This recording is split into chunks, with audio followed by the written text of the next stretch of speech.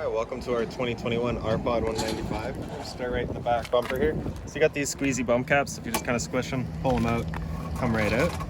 Your sewer hose here, just take it onto those two adapters here, or two ears in the adapter. That's how you'll be hooking it up to your sewer system. The sewer hose itself, once fully extended, is about 20 feet long, and we're just storing it in the bumper back here just to help keep any sort of stench out of the unit.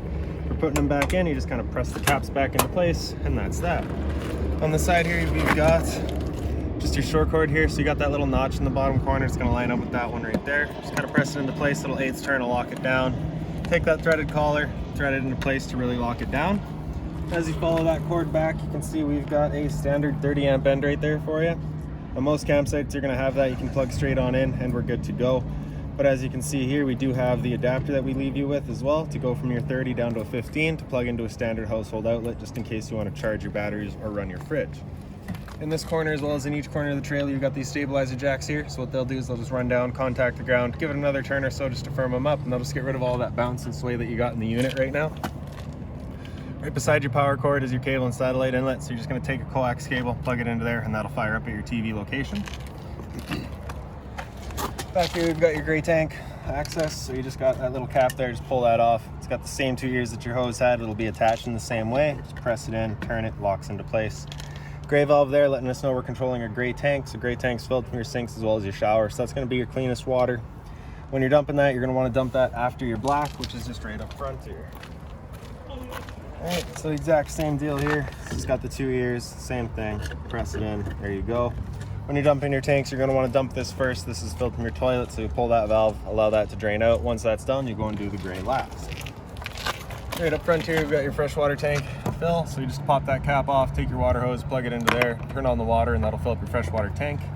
You know that tank is full once it starts spitting water out of that vent there, or just by watching the monitor panel inside. The drain for that tank is just right down here. So you can see we've got that cap off of it right now. So currently got that drained out. Right below your fresh tank fill is your city water connection. So you just take your water hose, plug it into there, turn on the water, and that'll pressurize the lines throughout the unit. Right here, we've got one into your storage compartment, so it does see right through to the other side. And then here we've also got the weight distribution hitch for you.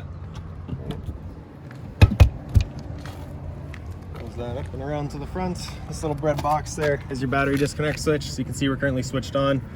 Turn that up to off. That'll turn off it'll disconnect your battery from the unit so your battery won't go running down on you. Battery itself is just housed in this little box here. So as long as you're plugged in through that short cord in the back, that battery is charging for you. Also charging whenever you're plugged into your tow vehicle via your 7-pin. This little cover here, you're just gonna pop that open. You get your standard propane tank valve right there. Just open that up. And that's your propane turned on. Around to the front, we've got your standard tongue jack there. So you got the light switch up top, right? Up is up, down is down. Other end of your storage compartment here. So you do have pretty much the entirety of your outside kitchen in here, as well as your water hose here. Right? So for your outside kitchen, you just got this one little kind of countertop. That'll set up on the left side there. So you just have that little channel. It's just going to kind of line up the top, let it fall into place, holds itself up. For your barbecue, you get this little stand. So you get those two arms, they just kind of swing out. And then it'll attach the same way, just the top in, let it fall down, and there you go. Now before we cover up our connections with the barbecue, I'm just going to take your water hose here, so your outside shower, you do get the standard little garden hose style end there. Just going to pop this cap open. You get that quick connect in there, so it's got two little ears. Just line those up. Press it in, little 1/8 turn, and then it pressurizes, and that's it. You got cold water out here. All right? Once you're done, you're going to want to open up that end, press it in, then disconnect it, and then you just kind of want to open that up, stretch it out, maybe blow it out. Just to make sure that you're not putting any extra water inside the unit. Back here you can also see we've got the jack for running all of your stabilizers there. All right. And then lastly, your barbecue. Pull that on out. It's just got these two little channels there. Those are going to sit into the arms. Just line those up. And press it in. And then you just have the little clips right there, just to kind of prevent it from falling off, and lock it in place. And then for the propane hose, so you have that little safety valve. With that valve open, you cannot undo that collar. You have to close off the flow of propane before you can undo that collar. And the connection on the unit itself is just right back here. So it's got the same connection there. So you gotta have that valve closed, push that collar back, press it into place, lock it down, open up the flow. And then we'll take the other end of the hose, do the same thing here.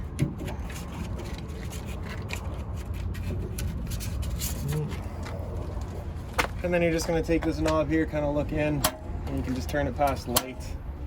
And as soon as it clears all the air out of that propane line, she'll fire up. There we go. Can't really see it in the sunlight, but I can feel it.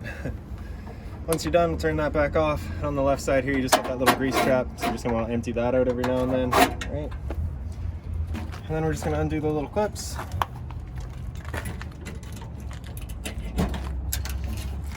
Undo or close off that propane line and undo that. Same thing down here. Make sure we keep that dust cap in place. Loop it around and just connect it back to itself. Just ensures that absolutely nothing's getting in there. I'll just slide it out of there and put it back in its home.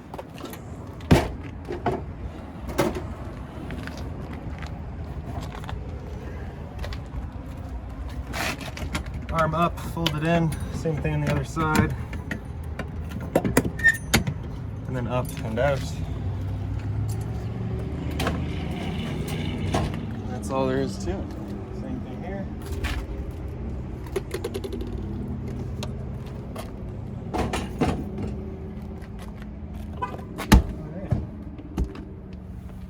And so in the area as well, you've got a little GFI protected outlet, right, as well as your black tank flush.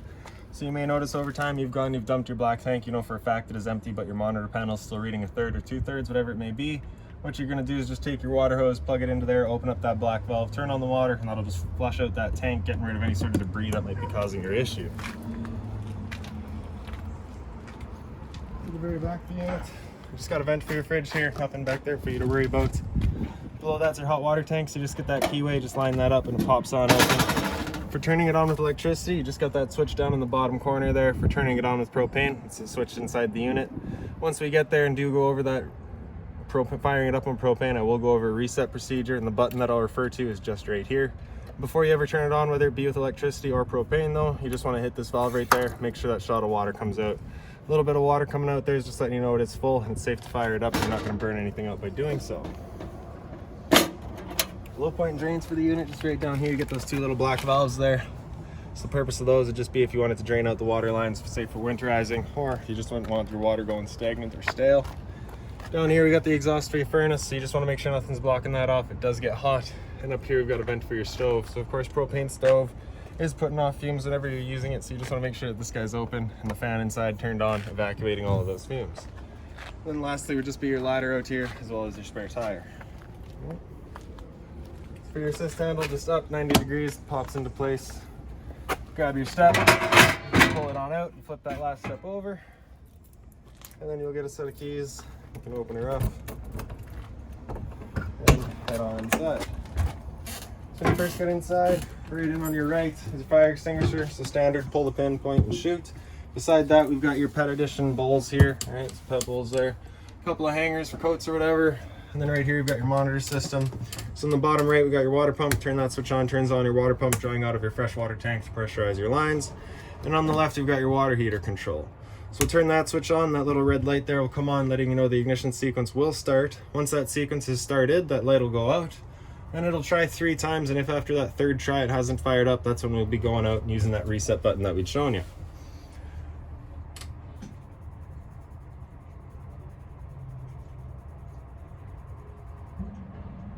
Alright, so she clicked for a while and then she fired up, so we know the hot water tank's good. Alright.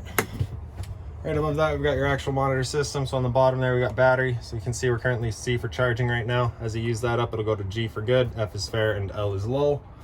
Fresh tank, so as you fill that up, it'll go to 1/3, 2/3, and full. Same idea for your black and your gray. Over here, you've got kind of all your interior lights. So that does all of your ceiling lights there. Porch light does the little amber one outside. And your awning LED is just a little LED light below your awning. For the awning itself, it's on the far left here. Press and hold extend, and that awning will make its way out. I don't think we're quite gonna get all the way out today, but we'll try and get as much out for you as we can. But once that awning is fully extended, you would see a little black flap at the end come down. We're not gonna make it there today, but you would see a black flap come down, and you'd also see the black of the metal tube. Once you see that, you're gonna wanna stop. If you were to continue extending, it will actually continue to wind itself up backwards, in which case your fabric will be underneath your tube, allowing it to then hold the water, accelerating the growth of mold and mildew. Right. Now if it were to start raining, it's gonna be holding some water anyway, so what you can do is just either arm, front or rear, just kind of push down on them here.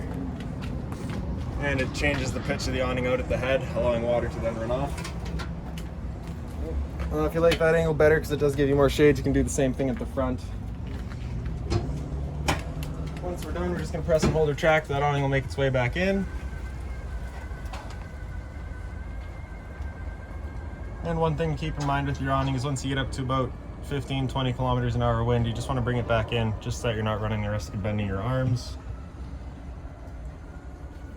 And there we go. So center left here, we've got your slide out room. So just press and hold out, and that slide will make its way out. Once that slide's fully extended, you'll just hear some lines from the motors, and they just kind of stop in place.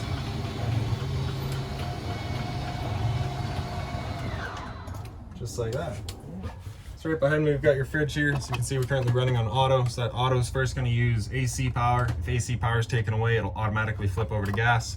If you're dry camping and want it to run off of gas, you just have that switch all the way to the right, and that'll run up on gas. Temp selection on the side there. Fridge down here. Freezer up top. In the kitchen, right above your sink, you just got that one little light there. Hot and cold water at your sink, of course, right, with the cover. It is just a plastic cover, so nothing hot on there. And storage across the top. That little binder right there has all of your owner's manuals, all of your keys, anything like that for the unit, you'll just find right in there. On the side, you got more storage. So you got a light on your roof vent here, or sorry, your stove vent. You got a light as well as your fan. So this is that fan that you want turned on whenever you're using the stove, so that we're evacuating our fumes. For firing up the stove, you're just going to pick up that cover, grab a lighter, turn it over to light, hit it with that lighter, and she fires right up. Once we're done, just turning it back to off and closing it back up. Blinds throughout the unit, pretty well just sit where you leave them. Right below the stove, we've got your microwave. It's pretty standard, just like home, with the addition of the convection feature. Furnace is just right down here, so that's of course thermostat controlled. So once we get there, we'll go through that. A little bit of storage here. As well as over here, just being mindful of our drain on the side there. Below the fridge, we've got your vacuum here. So you'll have a hose that'll just plug into there, right? Close that off. You pull that tab, open it up, you've got access to your bag there. And then power button just on the side. Top and center, pop open your converter. All of your breakers on the left side there. Whenever a breaker breaks, it'll sit in the middle, so just turn it off and then back on. And then on the right side, we've got all of your fuses. Right down here, that is connected to your vacuum as well. So if you're sweeping everything up, all the dust, you just pop that open. It'll suck all that dust up for you, and there you go. Your pantry here is locked.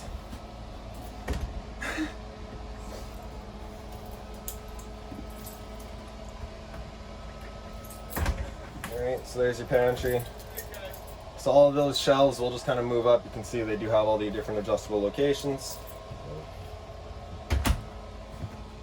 Alright, and then in your dinette area here, so this cushion is actually just going to be to top off your bed. One cushion just kind of fits over here to complete the circle. Same thing over here. That back cushion sits there. We do have a travel strap on that table. Undo that. And then you can pull the table out of here. Flip the legs out.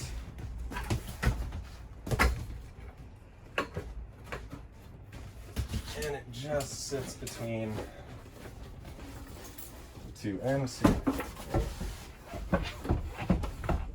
Right. Now if you're looking to set it up as a bed, you'd just be collapsing this table here. Pulling it on out. Kick these legs in.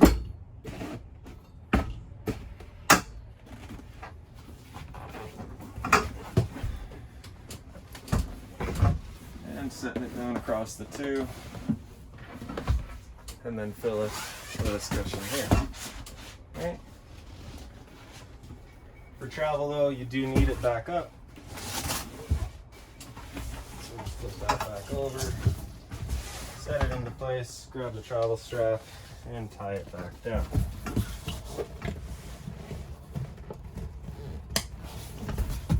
Okay. Undo these cushions here just because you don't want them tearing out these little boxes.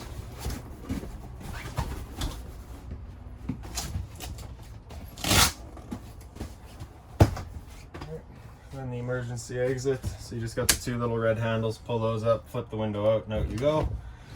Storage across the top. And in the front bedroom, same blinds here.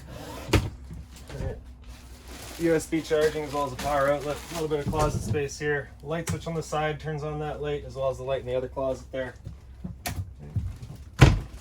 Across the front, you do have this one window here. So this is actually a bug screen right here. So if we were to lift up the blind, you can see that's now your blind. The bug screen just kind of folds up at the top. And if you wanted to open up your window, just undo this clip here. You can fold up that bug screen, undo all of these handles, and we can open up this front window. On either side, there's just these little struts here. They just got that little handle, so if you just tighten that down with the window open, it'll hold it open for you.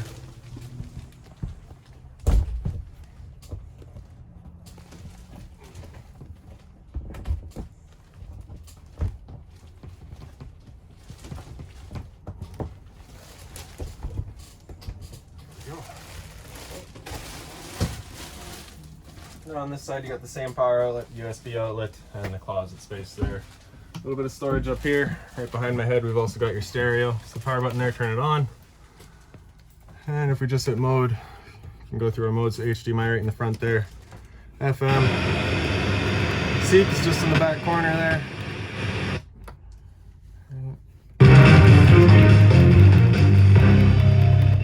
Nice straightforward stereo, all right? When you do connect to it with Bluetooth for the first time, it will ask you for a code. I believe that code is 1234. Press and hold the power button to turn it off, and that's that. TV here does swing out, so just undo this strap there, it does swing out.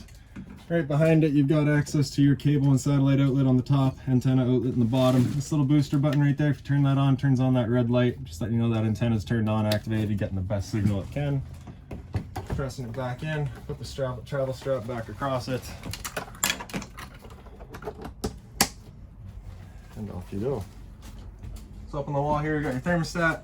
So as you saw outside, we're currently on 15 amp power, so our AC isn't going to work right now, but we can use our fan and just kind of get you an idea. So you hit that bottom bar there, wakes it up. Hit that bar again, we'll come into fan. So this is where it's just going to be moving air. There's no cooling involved there. That low fan turns on at the AC. Hit that bar again, we'll go into high, and the high fan will turn on. After fan high, it'll come into cool high, so this is where it'll start using the cooling, leaving that fan on high all the time. Cool low is going to be on just that low fan all the time, the cooling coming in and out. Auto is going to cycle the fan in and out as well as the compressor. Same idea for your high. And then after that, come down into heat, and that'll turn on your furnace. Temp selection for both is just done with your arrows here. And with the furnace itself, once it fires up, you'll be able to see the little flame down in the bottom corner there. And the furnace is just blowing air right of this source right here. So if you need a fan to move that heat around.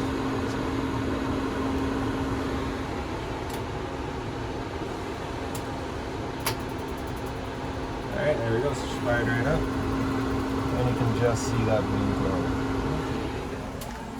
glow. Once we're done, we're just gonna hit that bar again. It'll cycle back to off, and then it just goes back around again.